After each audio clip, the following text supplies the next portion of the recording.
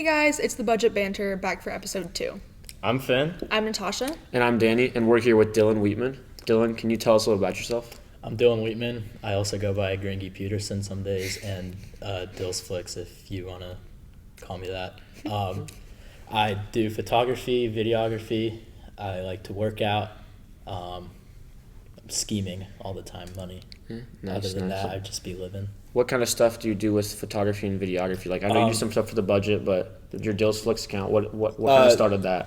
So what started that is I've always had a passion for photography when I was a kid, and like we travel places and I always take pictures. I have a whole bunch of old pictures that are just like, they're not very good, but there's a couple good ones from like a long time ago. And I like kind of put photography down. I would only use my phone, but I kind of put that down to focus more on baseball and sports. But that didn't work out. I got injured my freshman and sophomore year, and I realized baseball wasn't it for me. So I applied to journalism, and I picked up photography, and then this year I picked up videography. Awesome. Yeah, so I mostly focus on sports, but I want to branch out to other things. Sweet. So, you mentioned that you started off playing a sport. Did you mention baseball in particular? Yes, Okay. I played baseball. I gotcha. So was that, did you not do photography because you were playing a sport, or was it just like something? Honestly, I mostly did it because I felt like I was a nerd doing photography. So I was like, oh, I'll play baseball. I'm a baseball guy. Right. So that's what I... What was it that really kind of gave you a paradigm shift about photography and I guess being a nerd or whatever? Yeah, what kind of pushed you to do that? Well, because when I got hurt, I kind of realized my whole mindset was focused around, oh, I'm an athlete, I'm so cool, I'm better than everyone. But after I got hurt and I wasn't really much of an athlete anymore, I kind of realized I'm I'm not good at anything. I should probably try and be good at something. Yeah. I got you. And because I kind of pride myself on uplifting. being good at something. Yeah. What? Yeah. So I was kind of just I guess I'm a nerd. If you asked myself 2 years ago, I'm a nerd. But I don't really think that no one's really a nerd. I don't think anyone's a nerd. Yeah, Your values have changed. Yeah. Yeah. You've grown up a lot too. Yeah. So, do you mind talking about what you went through with your injury? I'll talk about that. I'll talk about the one freshman year quickly. But freshman year, I didn't have enough time to warm up before I went in the pitch for a fall game. And I felt like for my size and my skill level, I was throwing pretty hard. So, of course, my ego's up there. So I'm like, you know what, screw it. I didn't warm up. I'm still going to throw hard. Because Coach Stoll was there, and at the time I was in 8th grade, or was no, it was fall ball freshman year. So, tryouts are coming up. Everyone's a little nervous. So I'm like, all right, let's impress Coach Stoll. So I was, throwing hard and stuff. And I felt the pop in the elbow. So I half tore my UCL. Oh, gosh. And, I kind of put it away for a couple months. I was like, oh, it's just sore. But then we got MRIs, and it was half torn. So I did physical therapy for, a month or two. And I was decent enough to play freshman year. So I played freshman year. It hurt a lot every time I threw, but I played through it because baseball was my thing. So did you just play through it when it was torn? You didn't know it was torn? Oh, no, I knew. Well, no, at the time we knew it was torn, but we did physical therapy, and it built some muscles and kind of relieved a little bit. I gotcha. And lots of ibuprofen. I gotcha. Yeah. So did that for the entire time I played high school baseball. But then my sophomore year, a week before tryouts, I felt something on my leg. And we're not entirely sure how this entire back thing happened. We think it's either because weightlifting, because I also got into weightlifting after freshman year, or in baseball, I forgot what it's called. But we have little things you attach to the knob of your bat, and that kind of measures your speed swing rate, how fast you swing, and rotation and all that stuff. So, a blast? Yeah, it's called a blast. And it measured my twistiness of my lower half to be an average of 25 every time I swung, and an average MLB player's is 11. Oof. And the little twisty motion uses a lot of your lower back, so we also think that could have played a role into it. So were you overextending every time? Or I was just moving too quick. So what exactly happened with your back? What happened during it with So- and stuff? My L5 lumbar, a little piece of that spine cracked, split the disc between the L5 and C1, I believe. God. And the disc, it's like a gel disc that keeps your spine together and makes it so you can move. So that split in half and slipped. And it also like messed up my nerves on my left leg. So essentially, we thought it was a hamstring strain because when it cut the nerves to my left leg, like I couldn't feel it that much and it hurt. So it's just like we assumed it was something with the hamstring because that's where a lot of the pain was going. But then I felt the pain going down the back side of my calf, and then I started losing feeling. And let's see. We went to the doctors after like I was feeling like 2 or 3 weeks like this, and I was still playing baseball. I wasn't really running. Was the pain like sudden or was it gradual? Gradual. Okay. Built up, very Okay. slow. So because that's why we weren't really worried. We were like, nah, screw it, you know. And yeah, we went to get like checked out, and the doctor just like told me I had a hamstring strain, and I'd only be out for like a week or two, and I could just do physical therapy. And the first physical therapy appointment I had, my doctor, his name's Andy, the goat. He saw me walk, and he was like, "This is not a hamstring problem." Yeah. And he was like, "You need to get an MRI done on your back. I think it's something with your back." So we scheduled an MRI, and that week of waiting for the MRI was when the pain really kicked in. And I was walking with like a hunchback at school all the time. I couldn't sit up straight. I couldn't lay down flat. So I was sleeping on the couch like in a fetal position for that week. And when we went to go get the MRI, if any of you have done that before, the machine you have to lay flat. Yeah. Yeah. I couldn't do that. So I had tried pushing myself, and with the nerve damage already being done and stuff, that worsened it a lot. So I couldn't go on the MRI machine, and I worsened the pain a lot more. So that night, it like really hit the pain, and maybe 2 hours of like 8 out of 10 pain started hitting me. And so I went to the ER, spent the night there. It's chill. And then, at this time also I was on medication. Because you were missing school at this time. Oh too, yeah, right? I was just gone. How long did you miss school for? Just kind of laying. 2 months maybe. Yeah, because you were gone for a while.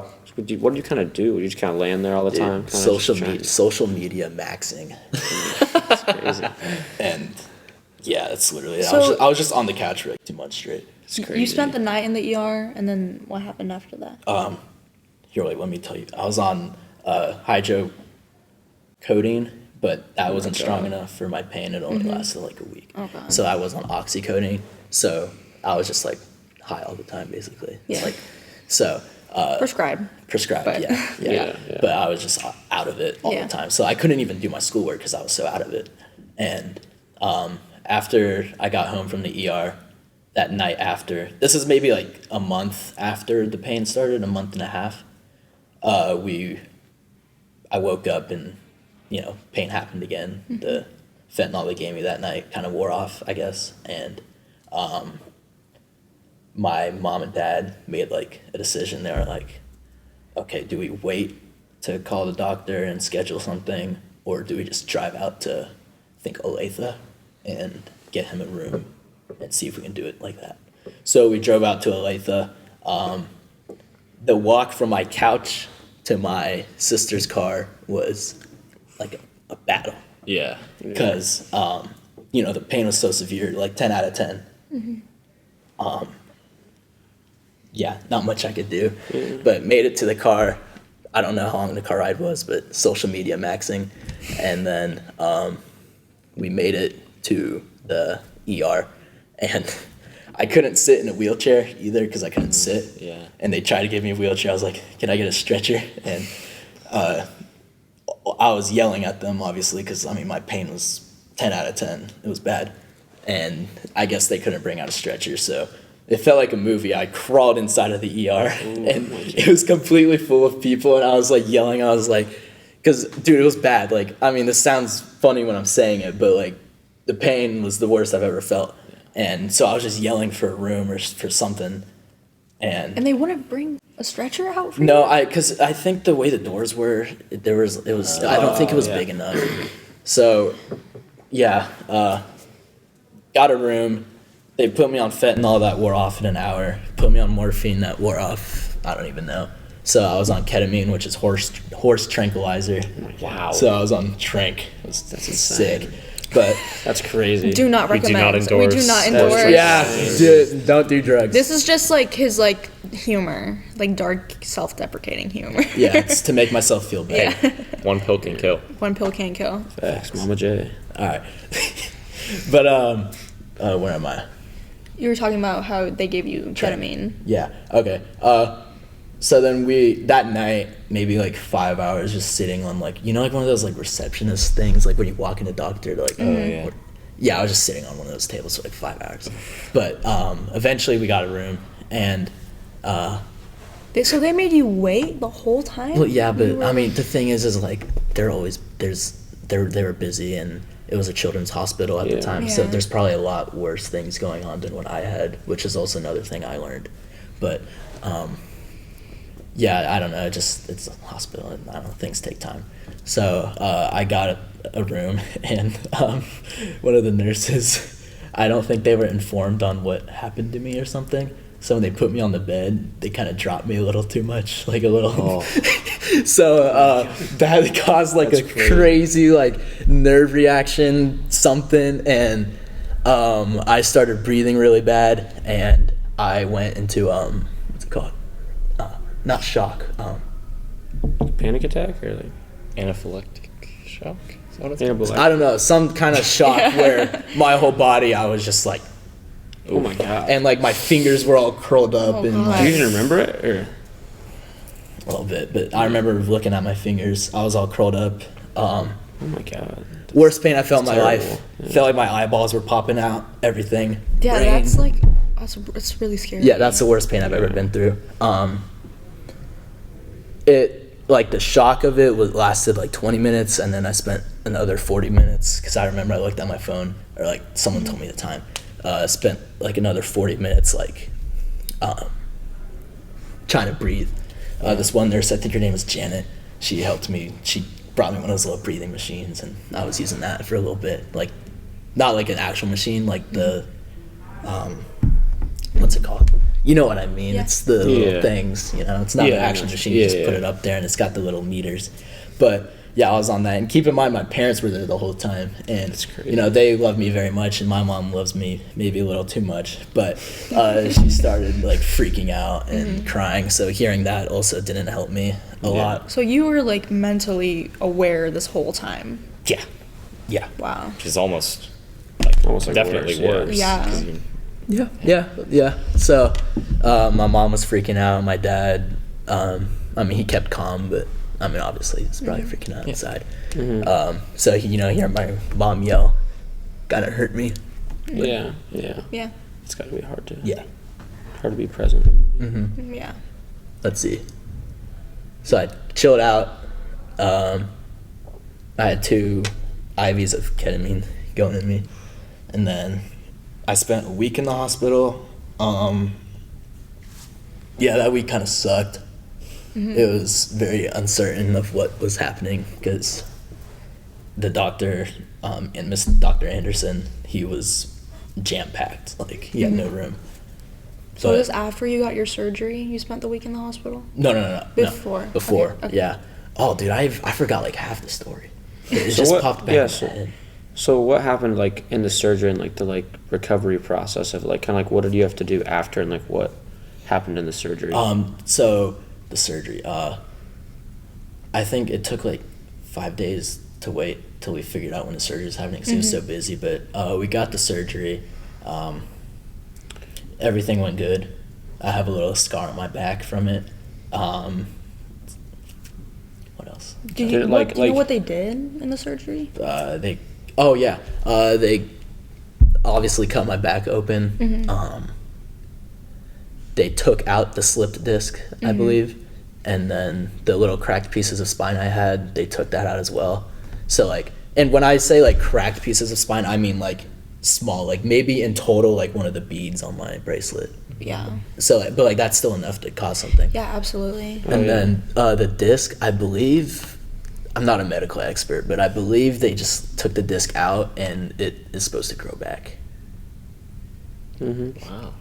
Your face was just so uncertain when you I said that. You don't were like, know for sure because I was on Yeah. everything and Yeah. Everything they could afford. So right Everything after, they could give me. so right after the surgery, like, did like you see like dramatic change in like your back, or was it like gradual and kind of like having to like do physical therapy with it, or kind of what was that process kind of coming back into like this school year and kind of into now? Like, how did you get to where you are now? So I mean, right after the surgery, it was like it would hurt a lot. So I spent like 2 days, and then I didn't really have to learn how to walk again because like at this time I haven't walked in like 2 months, two and a Yeah. half months. Wow. But it was more of just like, wow, I can walk again. You know. So that was sick. The recovery process, I had to wait like 3 months for everything to chill out before I could start physical therapy. And then I went to physical therapy once or twice a week. I forgot, I think once, with Andy, the original physical therapist who found it. Me and him, we kind of built a friendship. I don't talk to him a lot anymore, but like we're so chill. I love that guy. Yeah. Like, I used to see you there sometimes for my. I just had a foot injury during cross country season, Yeah. and I would see Dylan there sometimes doing stuff. Yeah, exactly. So, yeah, all of that happened. And then to the point where I was healthy was like a month before baseball season started. So, like, January was when I was like cleared to swing a bat and stuff.